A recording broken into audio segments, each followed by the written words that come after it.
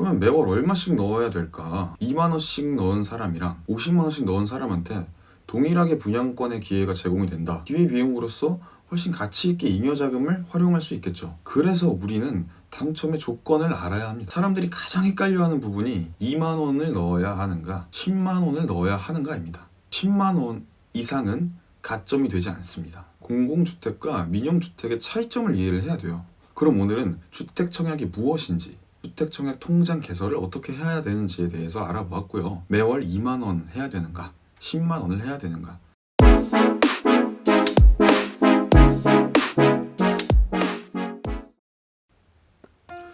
안녕하세요. 청년고민연구센터의 황 대표입니다.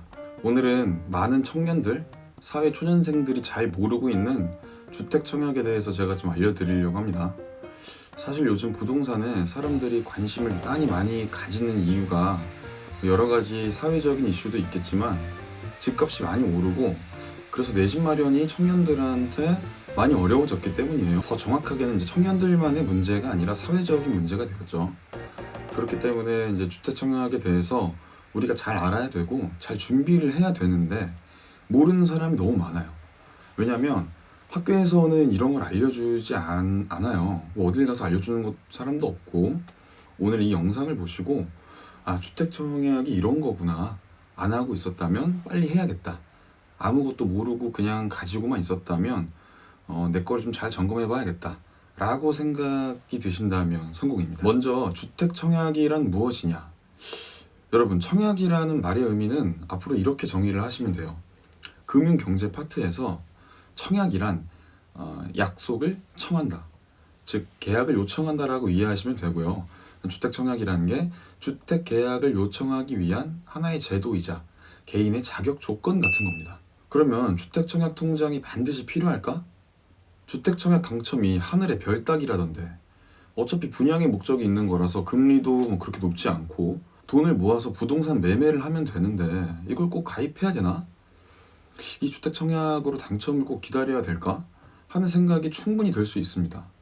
그거에 대한 대답은 네, 우리는 주택청약 제도를 활용하지 않을 이유가 없습니다. 간단하게 제가 설명을 드릴 거예요. 예를 들어서 신축 아파트가 이제 들어섭니다. 우리는 이제 집이 필요하고요, 분양을 받아야 되죠. 그럼 그 아파트의 지역의 시세가 있잖아요. 예를 들어서 10억이라고 가정을 할게요. 그럼 분양가가 매매 시세보다 저렴하게 나옵니다. 그러니까 이 아파트는 10억이 아니라 혹은 그 10억 이상의 가치가 될 것으로 예측이 충분히 되는 상황이에요. 현재 부동산 상황에서 우리는 상대적으로 저렴한 분양가를 받아서 들어가야죠. 그럼 10억이라는 돈이 있으면 물론 좋지만 분양가가 매매 시세보다 훨씬 저렴하게 나오기 때문이죠. 예를 들자면 매매 시세가 10억 정도가 되는 지역의 아파트가 분양가가 5억 정도로 나옵니다. 당첨이 되면 10% 계약금을 바로 지불을 해야 돼요. 5천만 원이 되겠죠. 투기과열지구라고 하면은 대출이 40%가 나와요. 그렇지 않으면 70%에서 80% 정도 대출이 가능합니다. 수도권은 대부분 투기과열지구라고 생각하시면 되거든요. 5억에 40%인 2억이 대출이 나오게 되죠. 그러면 우리가 이 집을 분양받기 위해서 필요한 자본이 얼마가 되죠? 3억입니다. 물론 제가 굉장히 쉽게 예를 든 거지만 정리하자면 10억 이상의 가치가 될 거라고 예측이 되는 아파트에 당첨이 되면 우리는 3억의 자본으로 아파트에 들어갈 수 있게 됩니다. 이해가 되셨나요? 물론 대출금이 뭐 하늘에서 뚝 떨어지는 돈은 아니죠. 그러나 주택청약 제도를 활용해야만 가능한 상황인 겁니다. 자, 그러면 이 주택청약을 가입하고 통장을 개설을 해야 되는데 어떻게 해야 될까요? 굉장히 간단합니다. 잘 이용하시는 주변 은행에 가셔서 주택청약 통장을 개설하러 왔다고 하면 바로 개설이 됩니다. 그리고 모바일로도 가능하기 때문에 비대면으로도 충분히 개설할 수 있어요. 여기서 또 다른 문제에 봉착하게 됩니다. 최소 가입 금액은 2만 원이고요. 매월 최대 50만 원씩 넣을 수 있단 말이에요. 매월 최소 얼마씩 넣어야 될까요? 2만 원씩 넣은 사람이랑 50만 원씩 넣은 사람한테 동일하게 분양권의 기회가 제공이 된다고 하면 굳이 50만 원씩 넣지 않고 2만 원만 넣고 기회비용으로서 훨씬 가치 있게 잉여 자금을 활용할 수 있겠죠. 그래서 우리는 당첨의 조건을 알아야 합니다.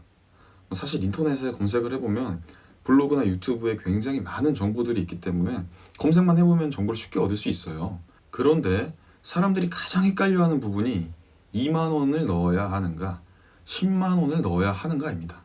왜냐하면 우선 최소 금액은 말씀드렸던 것처럼 2만 원이고요. 10만 원 이상은 가점이 되지 않습니다.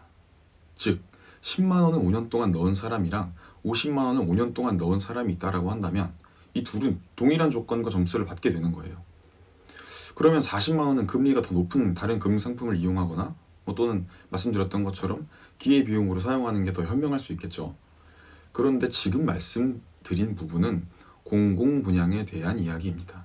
민영 분양에 대해서는 크게 중요한 부분은 아니에요. 자꾸 새로운 개념들이 나와요. 오케이, 좋습니다. 10만 원의 기준은 이해가 됐어요. 여기서 우리가 이제 공공주택과 민영주택의 차이점을 이해를 해야 돼요. 기본적으로 공공주택이란 LH나 SH 같이 국가 정부에서 운영하고 공급하는 주택을 말하는 거고요.